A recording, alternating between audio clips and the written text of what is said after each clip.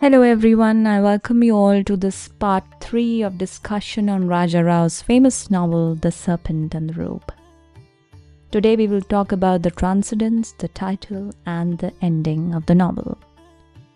Before we reach the ending, I want to pause on one of the most extraordinary passages in the novel, a passage that shows Rama's mode of consciousness at its most beautiful.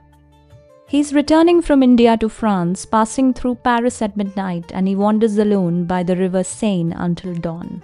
Quoting from the novel, "Paris somehow is not a city, it is an area in oneself, a concord in one's being, where the river flows by you with an intimacy that seems to say the divine is not in the visible architecture of the orangery or the presence of the pond, the art, but where the trees would end." And then, dawn was already breaking over the city, and from bridge to bridge one could see the awareness of oneself made more acute. Paris is a sort of Benares turned outward, and where but in Benares would Baudelaire be more real, more understandable, more perfect, and in every dimension. Paris is Benares turned outward. What does this mean? Benares is the city of inwardness, of death and liberation, of the Ganges carrying ashes to the sea, of sadhus sitting by their fires, of the self turning toward the self. It faces inward always. Paris is the city of outwardness, of art, of history, of the visible, of Notre Dame, of Baudelaire writing poems in cafes about the beauty and corruption of the world. It faces outward always. But Rama sees them as the same city, just facing different directions. Because the outward and the inward, the visible and the invisible, are both expressions of the same underlying reality. The rope seen from two angles. This is Advaita Vedanta as a way of perceiving, not as a doctrine to be argued, but as a lens through which everything becomes transparent to everything else. There's a passage midway through the novel that functions as a kind of philosophical compass. Quoting from the novel, "The road to the infinite is luminous if you see it as a city lit in a mirror. If you want to live in it, you break the glass. The unreal is possible because the real is. But if you want to go from the unreal to the real, it would be like a man trying to walk into a road that he sees in a hall of mirrors." This is the Vedantic paradox. You cannot reach the absolute by moving through the relative. You cannot walk into the mirror. You have to stop and recognize that what you are looking at was never a road, it was always a reflection. And this is Rama's problem throughout the novel. He keeps trying to walk toward the real through the relative, through Madeline, through Savitri, through research, through pilgrimage. And all these are reflections. Beautiful, real feeling reflections, but not the road itself. Only the Guru can show him. It's a mirror. Stop walking toward it. Another concept in the novel is women as Shakti. In Advaita Vedanta, the phenomenal world, the world of appearance, multiplicity, birth and death, is often figured as feminine. Maya is feminine, Prakriti is feminine. The goddess Shakti is the dynamic, creative, manifested aspect of the absolute. Rama is a Shiva figure throughout the novel, still transcendent beyond desire, at least in aspiration. The women in his life are Shakti figures. They are the world embodied. They reach toward him. They pull him into the particular. Madeline represents France, Western philosophy, Christian love, the visible world. She loves him with total devotion and cannot reach the part of him she is most drawn to. She says in her letter that she could tell Pierre things she could never tell Rama because you make the simple too big and everything human seems ridiculous before you.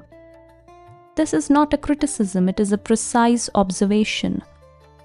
The Vedantic consciousness makes the simple too big because it sees through the simple to the infinite behind it. Every ordinary thing becomes luminous and therefore slightly inaccessible as an ordinary thing. Savitri is India herself, not the eternal, unchanging India of the Upanishads, but the new India. Cambridge-educated, politically aware, emotionally complex. Her very name comes from the mythological heroine who outwitted death. She is simultaneously ancient and contemporary. And she knows with that devastating clarity of hers what she is to Rama and what their love requires. I'll come when you don't need me, when you can live without me, O Cenobite. She'll come when he is Shiva, complete, absorbed, needing nothing. She will be Parvati returning to Shiva's meditation. The union she implies is not possible in the world of desire and need. It is possible only in fullness. Italy is, she continues, when Shivoham is true. Shivoham means I am Shiva, I am the Absolute. When Rama can truly say, I am that, their Italy, their paradise will exist. Until then, I'll go back to Allahabad and become Mrs. Pratap Singh. He accepts this. I understand and accept, he says with a clear and definite naval deep voice. And he adds, I can hear myself saying that to this day. The conversation between Rama and Madeline from her sick bed is the philosophical climax of the novel. She asks what separated them. He says India. She says she is Buddhist. He says that is why Buddhism left India. India is impitoyable, merciless, unsparing. India, the Advait India, makes no compromises. It says the world is illusion, full stop. Buddhism, he argues, is softer. Quoting from the novel, there can be only two attitudes to life. Either you believe the world exists and so you, or you believe that you exist and so the world. There is no compromise possible. The first is the Vedantans' position, the second is the Marxists'. And of Buddhism, he says, the supreme religion of a poet. This is provocative, even unfair, but it reveals Rama's position. Buddhism has compassion for the world, therefore it concedes the world is real, and therefore, for Rama, it cannot be the final truth. You cannot have compassion toward an illusion. If you have compassion, the world exists, and if the world exists, you are caught. India, Advait India, says there is no world to have compassion toward. There's only the self everywhere. And to see the self everywhere is the only compassion that matters. Madeline, from her orchard sheets, playing with her beads, asks the deepest question. Your India, then, Rama, is in time and space? No, it is contiguous with time and space, but is anywhere, everywhere. I don't understand. It stands, as it were, vertical to space and time and is present at all points. This is too mystical even for me. She's right, and she's also in this moment the whole of the Western world telling India, we cannot go here with you. And then we come to the title, The Serpent and the Rope. The passage that earns it, Rama explaining the analogy to Madeline. I'm reading that passage. The world is either unreal or real, the serpent and the rope. There is no in-between the two, and all that's in between is poetry, is sainthood. For wheresoever you go, you see only with the serpent's eyes. Whether you call it duality or modified duality, you look at the rope from the posture of the serpent, you feel you are the serpent. You are, the rope is. But in true fact, with whatever eyes you see, there is no serpent. There never was a serpent. You gave your own eyes to the falling evening and cried, Ayo, it's the serpent. You run and roll and lament and have compassion for fear of pain, others or your own. You see the serpent and in fear you feel you are it, the serpent, the saint. One, the Guru, brings you the lantern. The road is seen, the long white road going with the statuary stars. It's only the rope, he shows it to you. And you touch your eyes and know there never was a serpent. Where was it? Where, I ask you? Let's slow down and feel each part of this. The rope is equal to Brahma, the absolute, the one undivided reality. This is what always was, always is, always will be. It has no beginning, no end, no change. The serpent is equal to the world as we experience it, the multiplicity, birth, death, desire, loss, suffering, joy, all the things that feel utterly real and are real in the practical sense, but not ultimately real. The darkness is ignorance. Without the lantern, you cannot see the rope. You're compelled to see the serpent, not because you're foolish, but because the light hasn't arrived yet. And the Guru, the one who brings the lantern, not someone who creates the rope or destroys the serpent. The serpent was never there. The Guru simply illuminates what always was. And here is the most radical part. You gave your own eyes to the falling evening. The darkness is not external. The ignorance is in you. You projected the serpent, your own mind, conditioned by ego, by desire, by the assumption that you are a separate self in a world of separate things. That is what creates the illusion. The world is not deceiving you. You are projecting onto the world. This is why the Guru cannot simply lecture you. You don't need more information. You need direct perception. You need someone who has seen the rope clearly to show you in a way that bypasses the serpent seeing faculty entirely. The novel continues, and I'm quoting, "The poet who saw the rope as serpent became the serpent, and so a saint. Now the saint is shown that his sainthood was identification, not realization. The actual, the real has no name. The rope is no rope to itself. Even sainthood, even the most elevated spiritual experience is still in Advaita, the serpent, because it presupposes a saint who has an experience. There is still a subject and an object. The rope to itself has no name because it simply is." And after this, Madeline asks, "But there can be a Beatrice?" Dante had Beatrice, the beloved woman who led him through paradise. Can I, Madeline, seems to be asking, be your Beatrice? And Rama says, yes, where I am not, where I can love the self in Maitri, I can be Yagnavalkya. Where I am not, when the ego is gone, when there is no Rama separate from the world, then love of the particular is possible, because it is no longer the love of one separate self for another. It is the self loving the self. It is the self loving the self. Yagnavalkya, the ancient sage, loving Maitri, not for the sake of his wife, but verily for the sake of the self in her. And Madeline responds, find then, my friend, an Indian Maitri. Let me be the woman of the marches. She releases him, not with bitterness, but with terrible clarity. Find your Maitri, your Indian counterpart, your Savitri. I'll be the borderland woman, the woman of the threshold. I cannot cross the bridge. I know it now. And the novel does not end with enlightenment, it ends with direction. In a dream or something beyond a dream, Rama finds himself in Benares. He sees a silvery boat. The boatman has a face he knows, as one knows one's face in deep sleep. The Guru calls him. It is so long, my son. I have awaited you. Come, we go. And Rama goes, and he writes of it. Such a sun I have seen, it is more splendid than a million suns.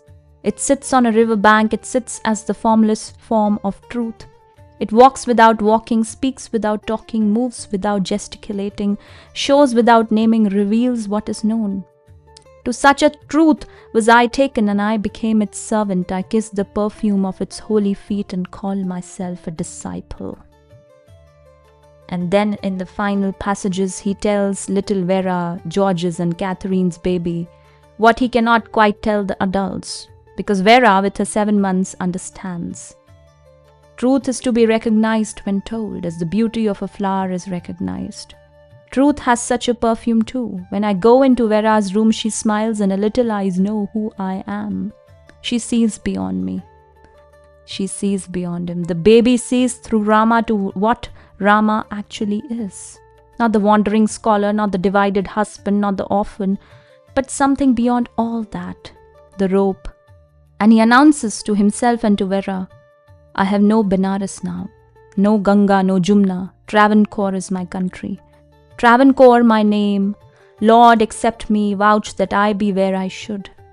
How can I ever tell Georges? Will he understand? Would Madeline with her Vajras and her chakras understand this simply, this ever-lit truth? Truth indeed is he, the Guru. No, he is beyond definition. He is and you are not. He is and you are not. This is the final statement of Advaita. The absolute is the ego, the you that has been wandering and loving and suffering and researching is the serpent. Always was. And the novel ends with a cradle song, Rama singing to Vera, the Kannada song he once sang to his baby brother Sridhara. The swan is singing the cradle, baby saying, I am that I am, quietly. She swings it beautifully, baby abandoning actions and ours. Soham I am that, Tat Tvam Asi, that thou art. the entire philosophy of Advaita Vedanta in a lullaby sung to a 7-month-old in a Paris apartment. Abandoning actions and hours, beyond time, beyond karma, the swan, the soul, the hamsa, swinging the cradle of existence, quietly saying, I am that. This is where the novel ends. Not arrival, but the turn toward arrival. Not enlightenment, but the knowledge of the direction of the light. So what has changed in Rama by the end? At the start, a man who knows the philosophy, performs the rituals, recites the Sanskrit shlokas, goes through the forms, but is functionally an orphan. Not just because his mother died or father died, but because he has not yet found the source of himself. He wanders, he loves, he loses, he sobs in hotel rooms. And at the end, still wandering, still alone, still uncertain, but with a different quality of joy. He dances in the apartment, he sings, he covers baby Vera's cheeks with his tears of happiness. There's a difference between wandering and pilgrimage. The wanderer doesn't know where he's going. The pilgrim may not know the exact path, but he knows the direction. He knows the name of the destination. For now I know the name of him to whom I have to go, though I have always known him without knowing his name. This is the Vedantic paradox delivered as confession. He always knew him. The Guru was always there. In the Upanishads, his grandfather taught him. In the Ganges water, he poured back for Pierre. In Savitri's Shivoham, in the lullaby, he sang to Vera. Always known without knowing the name. The Guru gives the name, and the name makes the going possible. He ends by redefining what a Brahmin is in a conversation with Catherine. A Brahmin is he who knows Brahma. That is one definition. There is another, a roguish definition. A Brahmin is he who loves a good banquet. The laughter, the lightness. He can hold both now, the cosmic and the comic, the absolute and the appetite. The rope and the serpent no longer in opposition, but the serpent seen for what it always was, and the rope known at last. So The Serpent and the Rope is not an easy novel. It is long, digressive, full of Sanskrit and French and philosophical argument. It demands patience. But it is asking us a question that has not gone away. In a world of infinite distraction and infinite noise, it may be more urgent now than ever. Are you seeing the serpent or the rope? Are you treating your life, your relationships, your career, your identity, your losses as the only reality? Or is there something underneath all of it that watches, that doesn't change, that is not afraid? Rama's answer is not the only answer. Madeline's grief for Pierre is real. Savitri's love for Rama is real. The 50 silver rupees that made the Banaras Brahmin holy again are real. All of it is real, in a way that the dream is real while you are in it.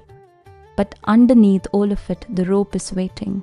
And all you need is something to bring a light.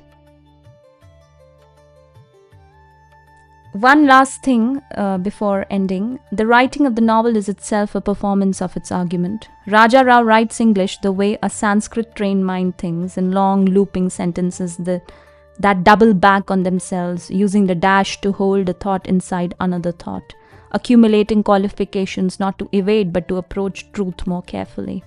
He has been described as giving English the rhythm and the flow of Sanskrit.